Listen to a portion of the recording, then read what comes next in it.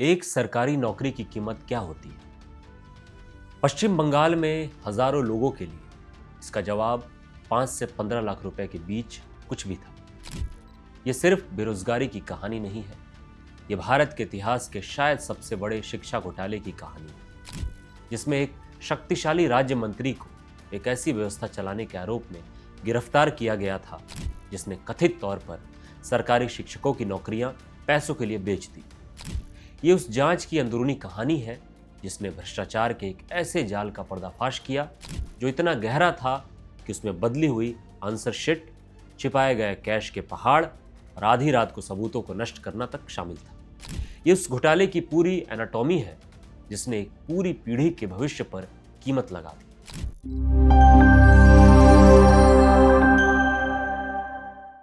भारत में एक सरकारी नौकरी सिर्फ एक आजीविका से कहीं ज्यादा है। ये स्थिरता, सम्मान और पूरे परिवार के लिए एक सुरक्षित भविष्य के टिकट का प्रतीक है। लाखों लोग सालों तक पढ़ाई करते हैं, अपनी जवानी और अपने परिवार की जमा पूंजी सब कुछ इस एक सपने को पाने के लिए खर्च कर देते हैं। लेकिन क्या होता है जब उस सपने को ही बिक्री के लिए रख दिया जाए? पश्चिम बंगाल में कथित तौर पर ठीक यही हुआ। यह घोटाला जो अब स्कूल सेवा आयोग या एसएससी भर्ती घोटाले के नाम से बदनाम है, राज्य द्वारा संचालित स्कूलों में शिक्षकों और कर्मचारियों के लिए 2016 की चयन प्रक्रिया के इर्द गिर्द घूमता है। वादा 24,000 से अधिक खाली पदों को एक निष्पक्ष प्रक्रिया के माध्यम से भरने का था, लेकिन जांचकर्ताओं के दावों के अनुसार हकीकत एक सावधानीपूर्वक संगठित कैश फॉर जॉब्स यानी पैसों के बदले नौकरी की योजना थी। मुख्य आरोप चौंकाने वाला रूप से सीधा है। जिन हकदार उम्मीदवार ने परीक्षाओं में अच्छा प्रदर्शन किया उन्हें लिस्ट में नीचे धकेल दिया गया, जबकि जिन्होंने कथित तौर पर भारी रिश्वत दी उन्हें नौकरियां दे दी गई। कुछ मामलों में तो बिना ठीक से परीक्षा दिए ही कलकत्ता हाई कोर्ट ने बाद में 25,753 लोगों की नियुक्तियों को रद्द कर दिया और पूरी प्रक्रिया को अमान्य और शून्य घोषित कर दिया। ये एक ऐसा फैसला था जिसने पूरे देश में सनसनी फैला दी और उन हजारों असली आवेदकों के डर को सही ठहराया जो सालों से विरोध कर रहे थे। अदालत ने सिर्फ कुछ बुरे लोगों की ओर इशारा नहीं किया, उसने एक ऐसी सड़न की ओर इशारा किया जिसने पूरी चयन प्रक्रिया को सुधार से परे दूषित और कलंकित कर दिया। तो आप इतने बड़े पैमाने पर किसी सिस्टम को कैसे भ्रष्ट करते हैं? आप लगभग 26,000 सरकारी नौकरियां बिना किसी के ध्यान में आए कैसे बेच देते हैं? जांचकर्ताओं के अनुसार यह धोखाधड़ी का कोई साधारण काम नहीं था। यह एक परिष्कृत बहुस्तरीय ऑपरेशन था। यह सब 2016 में पश्चिम बंगाल स्कूल सेवा आयोग या WBSSC की एक आधिकारिक अधिसूचना के साथ शुरू हुआ, जिसमें एक बड़ी भर्ती अभियान की घोषणा की गई थी। आवेदन करने वाले 23 लाख उम्मीदवारों के लिए यह एक सुनहरा अवसर था, लेकिन पर्दे के पीछे कथित तौर पर एक अलग ही बाजार का कारोबार चल रहा था, जहां एक शिक्षक पद की कीमत 5 से 15 लाख रुपए के बीच तय की गई थी। जांचकर्ताओं को हजारों नियुक्तियों के फर्जी होने का संदेह है। एक साधारण गणना से यह घोटाला सैकड़ों करोड़ का बैठता है। काले धन की एक नदी जो सीधे शिक्षा प्रणाली से होकर बह रही थी। घोटाले का केंद्र OMR आंसर शीट थी। WBSSC ने इन शीटों को स्कैन करने और उनका मूल्यांकन करने का काम एक निजी कंपनी को आउटसोर्स कर दिया। यहीं पर कथित तौर पर सिस्टम की अखंडता ढह गई। केंद्रीय जांच ब्यूरो CBI ने बाद में पाया कि डेटा सुरक्षित नहीं था। जांच में एक चौंकाने वाली विधि का खुलासा हुआ। जिन उम्मीदवारों ने रिश्वत दी थी उनकी आंसर शीट में कथित तौर पर हेरफेर किया गया था। कुछ ने अपनी शीट खाली छोड़ दी थी ताकि उन्हें बाद में भरा जा सके। अन्य मामलों में अंकों को डिजिटल रूप से बढ़ा दिया गया था। CBI ने पाया कि फर्म के एक पूर्व कर्मचारी के पास मूल डाटा वाली हार्ड डिस्क थी, जिसकी तुलना जब आधिकारिक परिणामों से की गई तो बड़े पैमाने पर विसंगतियां सामने आई। इतने बड़े अपराध के लिए उतनी ही बड़ी लीपापोती की भी जरूरत होती है। जैसे जैसे कानूनी चुनौतियां बढ़ी, कथित तौर पर एक महत्वपूर्ण निर्देश दिया गया। जुलाई 2019 में WBSSC के अध्यक्ष ने मूल भौतिक OMR शीट को नष्ट करने का आदेश दिया, ये दावा करते हुए कि उन्हें केवल 1 वर्ष के लिए रखने की आवश्यकता थी। समस्या, भर्ती प्रक्रिया अभी भी जारी थी। मामले को और भी बदतर बनाते हुए सीबीआई ने बाद में बताया कि इन शीटों की स्कैन की गई डिजिटल कॉपियां एसएससी के अपने सर्वर से आसानी से गायब हो गई थी। ये उन सबूतों को व्यवस्थित तरीके से मिटाना था जो इस घोटालों को सालों पहले उजागर कर सकते थे। अंत में जब आप वास्तव में उपलब्ध नौकरियों से ज्यादा नौकरियां बेच देते हैं तो आपके सामने एक लॉजिस्टिक की समस्या खड़ी हो जाती है।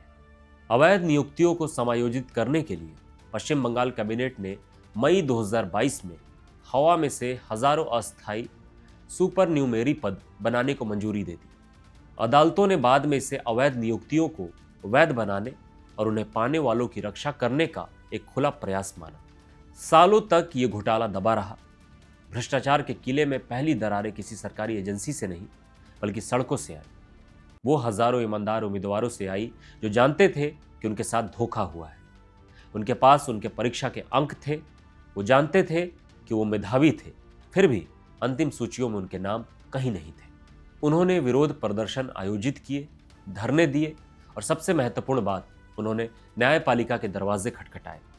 2016 से शुरू होकर कलकत्ता हाई कोर्ट में याचिकाओं की बाढ़ आ गई। एक एक करके याचिकाकर्ताओं ने रैंक जंपिंग के सबूत दिखाए, जहां कम अंक वाले उम्मीदवारों को ज्यादा अंक वालों से ऊपर नियुक्त किया गया था। इस कानूनी चुनौतियों ने विशेष रूप से जस्टिस अभिजीत गंगोपाध्याय के समक्ष अदालत को एक दृढ़ रुख को अपनाने के लिए प्रेरित किया। एक गहरी समस्या के संकेतों को पहचानते हुए हाई कोर्ट ने जांच का आदेश दिया। निष्कर्ष निंदात्मक थे, जिसमें व्यापक अनियमितताओं की पुष्टि हुई और भारत की प्रमुख जांच एजेंसियों सीबीआई और प्रवर्तन निदेशालय यानी ईडी के लिए रास्ता साफ हो गया। सीबीआई को आपराधिक साजिश को उजागर करने का काम सौंपा गया, ये पता लगाने के लिए कि सिस्टम में धांधली किसने की। ईडी को पैसे के लेन देन का पता लगाने के लिए भेजा गया, ये पता लगाने के लिए कि रिश्वत किसने दी और इससे कौन अमीर हुआ। जैसे ईडी ने पैसे के लेन देन की पड़ताल शुरू की, एक नाम बार बार सामने आया, पार्थ चटर्जी। उस समय वो पश्चिम बंगाल के शक्तिशाली शिक्षा मंत्री और सत्ताधारी पार्टी के एक वरिष्ठ नेता थे।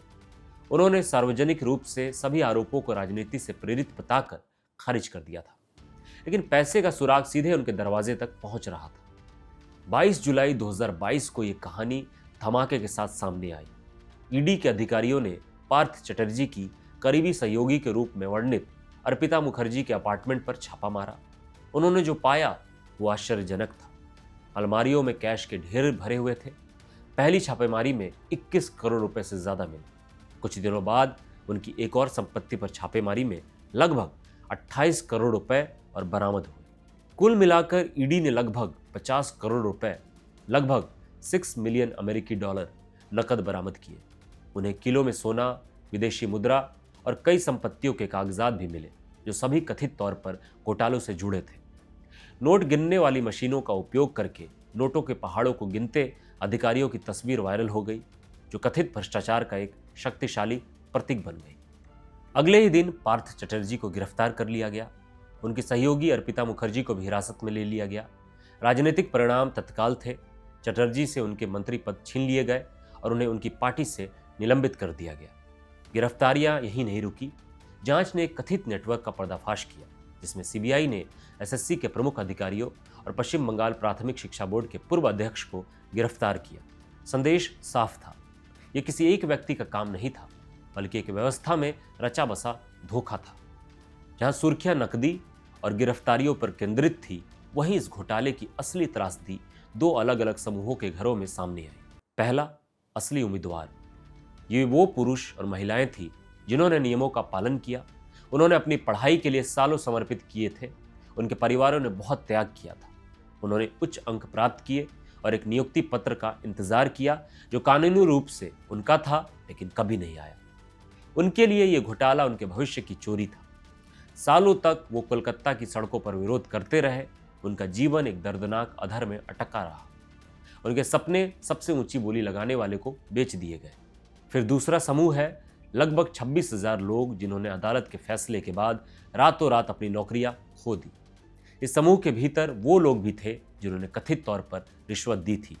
लेकिन इस पूरे मामले के बीच कुछ असली उम्मीदवार भी फंसे हो सकते हैं। अदालत ने सही को गलत से अलग करना असंभव पाया, क्योंकि पूरी प्रक्रिया को ही धोखाधड़ी माना गया था।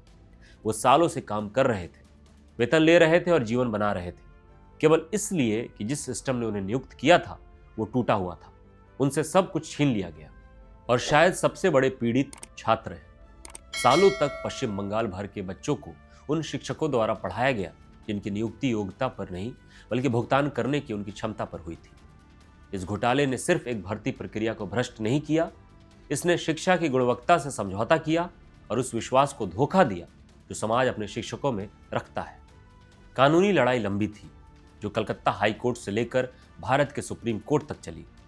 22 अप्रैल 2024 को कलकत्ता हाई कोर्ट ने अपना ऐतिहासिक फैसला सुनाया। इसने 2016 की प्रक्रिया से सभी 25,753 नियुक्तियों को रद्द कर दिया। इसे एक पूर्ण धोखाधड़ी कहा। पश्चिम बंगाल सरकार ने तुरंत इस आदेश को चुनौती दी। मई 2024 में सुप्रीम कोर्ट ने मामले की जांच के लिए सामूहिक रद्दीकरण पर अस्थायी रोक लगा दी। हालांकि उसकी टिप्पणियां तीखी थी। भारत के मुख्य न्यायाधीश ने इस घोटाले को सिस्टमैटिक फ्रॉड कहा। विस्तृत सुनवाई के बाद सुप्रीम कोर्ट ने आखिरकार 2025 में सभी नियुक्तियों को रद्द करने के हाईकोर्ट के फैसले को बरकरार रखा, ये कहते हुए कि पूरी चयन प्रक्रिया हेरफेर और धोखाधड़ी से दूषित थी। राज्य सरकार द्वारा एक अंतिम पुनर्विचार याचिका भी खारिज कर दी गई, जिससे फैसला पक्का हो गया। इसके राजनीतिक परिणाम बहुत बड़े हुए। विपक्षी दलों ने सरकार के उच्चतम स्तरों से जवाबदेही की मांग की। इस बीच पार्थ चटर्जी को 2024 के अंत में सशस्त्र जमानत मिलने के बाद आखिरकार नवंबर 2025 में रिहा कर दिया गया। उन्होंने मुकदमे का इंतजार करते हुए 3 साल से ज्यादा जेल में बिताए। ये रिहाई प्रमुख गवाहों की गवाही पूरी होने पर निर्भर थी। पश्चिम बंगाल शिक्षक भर्ती घोटाला एक भ्रष्ट मंत्री या एक दोषपूर्ण प्रक्रिया की कहानी से कहीं ज्यादा है। ये एक आईना है जो एक गहरे संकट को दिखाता है। ये सरकारी नौकरियों के लिए खतरनाक हताशा को उजागर करता है, एक ऐसी हताशा जो लोगों को कमजोर बनाती है और भ्रष्टाचार के लिए उपजाऊ जमीन तैयार करती है। ये उस चौंकाने वाली दंड मुक्ति को उजागर करता है जिसके साथ योग्यता को बनाए रखने के लिए डिजाइन किए गए सिस्टम को अंदर से हेरफेर किया जा सकता है। जब आंसर शीट बदली जा सकती है और सबूतों को जलाकर राख किया जा सकता है तो हम क्या भरोसा कर सकते हैं? सुप्रीम कोर्ट का सिस्टमैटिक फ्रॉड का वर्णन एक भयावह अभियोग है जो पश्चिम बंगाल से कहीं आगे तक जाता है। ये घोटाला हमें असहज सवाल पूछने पर मजबूर करता है। हम सार्वजनिक संस्थानों में विश्वास कैसे बहाल करें? हम एक ऐसा सिस्टम कैसे बनाएं जो इस तरह के हमलों का सामना करने के लिए पर्याप्त मजबूत हो? और सबसे महत्वपूर्ण बात, हम ये कैसे सुनिश्चित करें कि हमारे बच्चों का भविष्य योग्य मेधावी शिक्षकों द्वारा गढ़ा जाए, न कि उन लोगों द्वारा जो बस अपनी जगह खरीदने का सामर्थ्य रखते थे। रद्द की गई 26,000 नौकरियां सिर्फ एक आंकड़ा नहीं है, वो एक राष्ट्र की अंतरात्मा पर एक घाव का प्रतिनिधित्व करती है। उस घाव को भरने के लिए सिर्फ अदालती फैसलों से कहीं ज्यादा की जरूरत होगी। इसके लिए ईमानदारी, जवाबदेही और न्याय के प्रति एक मौलिक प्रतिबद्धता की आवश्यकता होगी। नौकरियों पर अंतिम फैसला आ गया है, लेकिन आपराधिक जांच अभी भी जारी है। इस सिस्टमैटिक फेलियर पर आपके क्या विचार है? आपके अनुसार अंततः कौन जिम्मेदार है? हमें नीचे कमेंट्स में बताएं। भारत को आकार देने वाली कहानियों में ऐसी ही गहरी पड़ताल के लिए सब्सक्राइब करना ना भूलें और देखने के लिए धन्यवाद।